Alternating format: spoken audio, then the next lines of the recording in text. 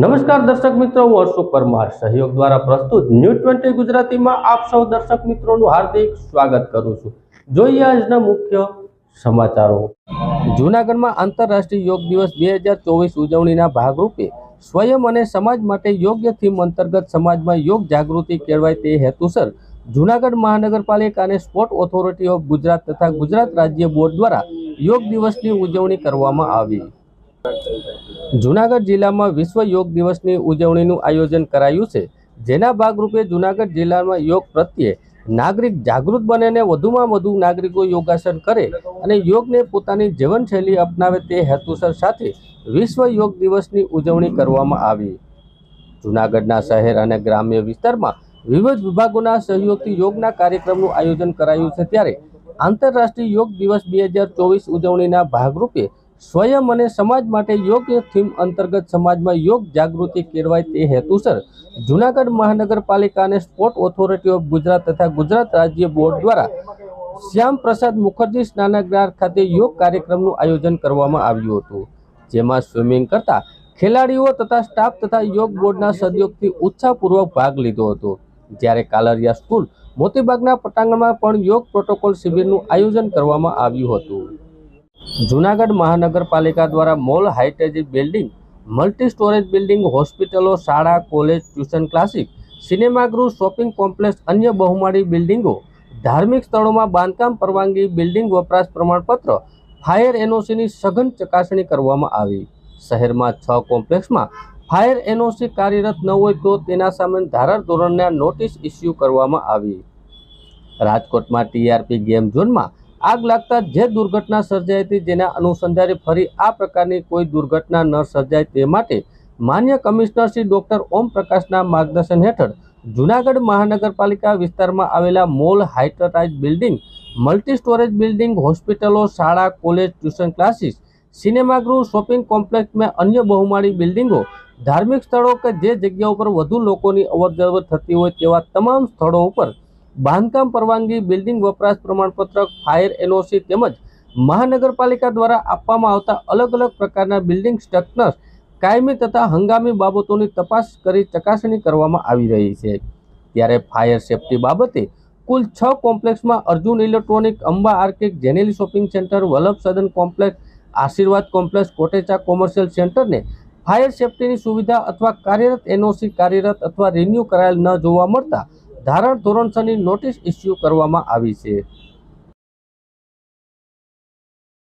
21મી જૂન એટલે યોગ દિવસ। વિશ્વભરમાં યોગ દિવસ તરીકે આ દિવસની ઉજવણી કરવામાં આવે છે। યોગ દિવસની ઉજવણી કરવાની શરૂઆતમાં લોકોમાં યોગ પ્રત્યે જાગૃતિ વધે આ બાબતે જૂનાગઢના સંતો, મહંતો દ્વારા પ્રતિક્રિયા આપવામાં આવી હતી। ત્યારે સંતોએ જણાવ્યું હતું કે યોગથી અનેક ફાયદાઓ પહોંચે છે। યોગનું આદિ અનાદિકાળથી મહત્વ રહ્યું છે, ત્યારે દરેક લોકો હાલ યોગને જીવનમાં પોતાનો ભાગ માની રહ્યા છે। ઉપરાંત આ દિશામાં સરકારના પ્રયાસો પણ સરાહના કરી રહ્યા છે। ત્યારે જૂનાગઢના મહંત અવધૂત આશ્રમના મહાદેવગીરી બાપુએ પણ પ્રતિક્રિયા આપી હતી। સાધુ સંતોએ યોગનું મહત્વ સમજાવ્યું હતું અને યોગ પ્રત્યે જાગૃતતા અંગે સરકારના પ્રયાસો કરી રહ્યા છે। ત્યારે યોગ દિવસની શરૂઆત બાદ લોકોમાં જાગૃતિ વધે તે માટે હોવાનું સંતોએ જણાવ્યું હતું।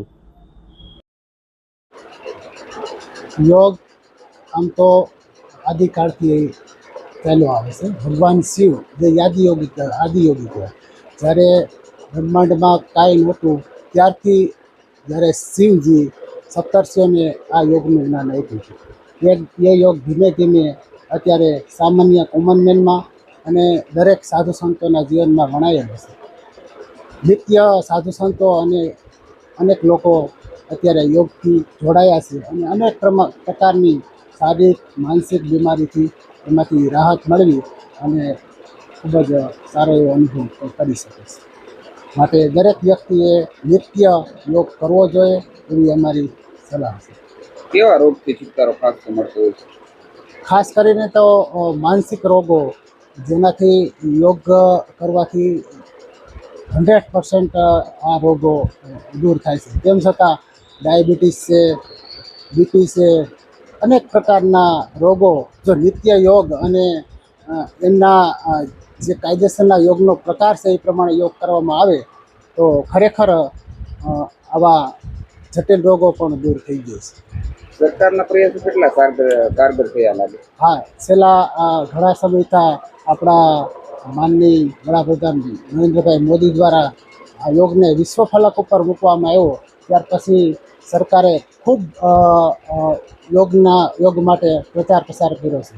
એમાં 21 જૂને આપણો આંતરરાષ્ટ્રીય યોગ દિવસ જાહેર કરવામાં આવ્યો. ત્યારથી તો અનેક પ્રકારના સ્કૂલો, અનેક ધાર્મિક સ્થાનો, દરેક જગ્યાએ આ યોગનું મહત્ત્વ સમજાવવા માટે અને યોગ દિવસ ઉજવવા માટે અનેક પ્રકારના કાર્યક્રમો કરી અને લોકોને ખૂબ જ જાગૃત કર્યા છે. હરિ ઓમ નમો નારાયણ. 21 જૂન એટલે સરકારશ્રીએ યોગ ડે તરીકે ઉજવણી કરી છે અને યોગ ડે તરીકે મનાવે છે. પણ યોગ એ આપણી ભારતીય વૈદિક પ્રાચીન પરંપરા રહી છે. મહર્ષિ પતંજલિથી લઈ અને ઘણા બધા આપણા ઋષિઓએ યોગ વિશે ભારતીય સંસ્કૃતિનું આરોગ્ય, મન, બુદ્ધિ આ બધા ઉપર એની જે અસર છે એ આપણી ભારતીય સંસ્કૃતિના ઋષિઓની દેન છે. જેમ કે આસનો છે તો એ આસન ભગવાન ગોરક્ષનાથ અને વસુંધરાનાથના રચિત છે કે જેણે આપણને આસનો આપ્યા છે. પતંજલિ ઋષિ આપણને યોગ આપ્યો છે. એમાં યમ, નિયમ, આસન, પ્રાણાયામ, પ્રત્યાહાર, ધ્યાન, ધારણ અને સમાધિ આ બધી જે વાતો છે એ પ્રાચીન છે, વૈદિક છે. સમયાંતરે ક્યાંક ને ક્યાંક લુપ્ત થતી આવી, પણ વર્તમાન સમયમાં સરકારશ્રીએ પણ સારા પ્રયત્નો કર્યા અને એ સારા પ્રયત્નો કરવાથી ખૂબ સારું પરિણામ પણ આવ્યું છે. લોક જાગૃતિ પણ થઈ છે.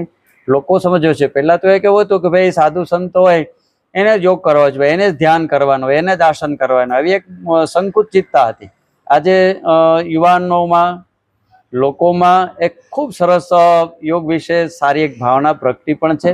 લોકો યોગ કરતા પણ થયા છે અને યોગ એ મનુષ્ય જીવનના મન ઉપર બહુ અસર કરે છે.